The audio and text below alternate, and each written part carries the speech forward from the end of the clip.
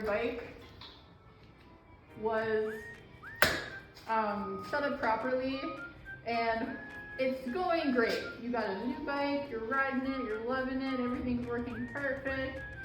Then all of a sudden, the next day you get on your bike and shifting's crazy.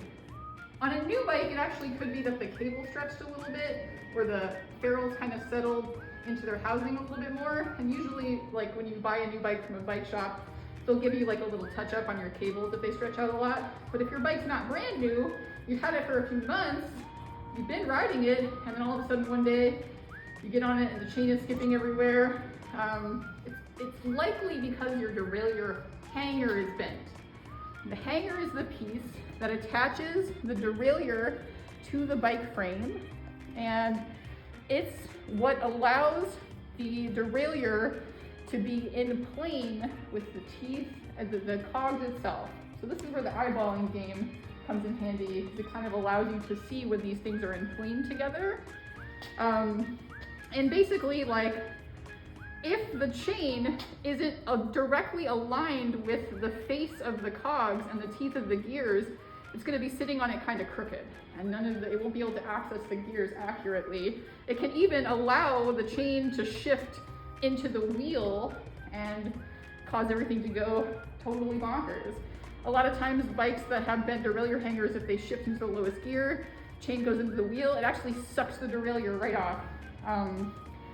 On bikes that have aluminum frames like this, the hangers are replaceable because of what we talked about aluminum having it having its tensile strength when it gets bent. If you have a steel bike, the hanger is usually a part of the frame, and it can be bent back and forth a couple times. There is like a finite amount of times, but it's a fair amount. Like, I wouldn't be super worried about it if you bent your hanger a couple of times. It happens.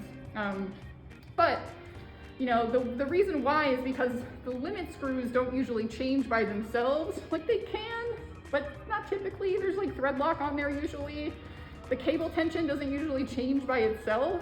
It's, because it's not rotating as the bike is moving, so it doesn't usually change by itself.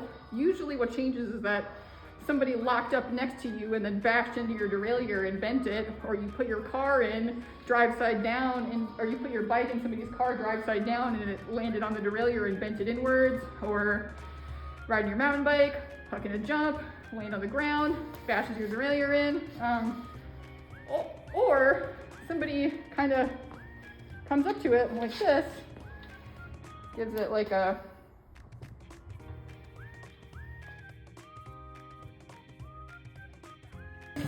see how it's not in alignment anymore? How this little piece is like coming in? There's more space at the top than at the bottom. You see like how the angle of that has changed? Yeah. How it's like bent in at the bottom? Let's see how it's shifting now.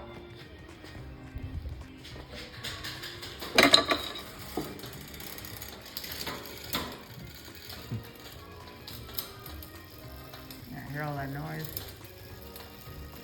Yep, it's getting kind of wild. Oh, that's getting real bad.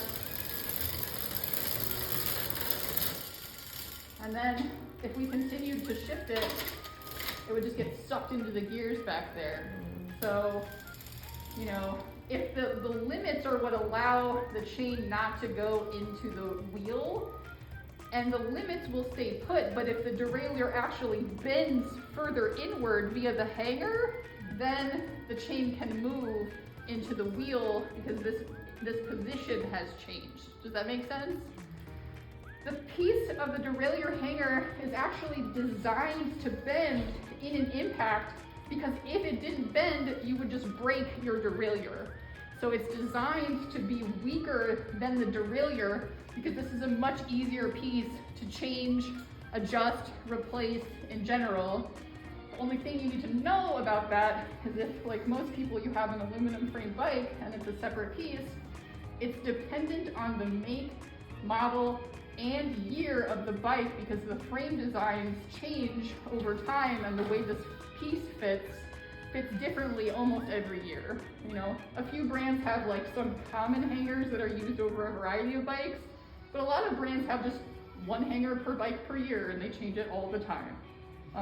So you need those pieces of information There's very rare bikes that have replaceable hangers that you can't get anymore. But so what happens if your derailleur hanger gets bent?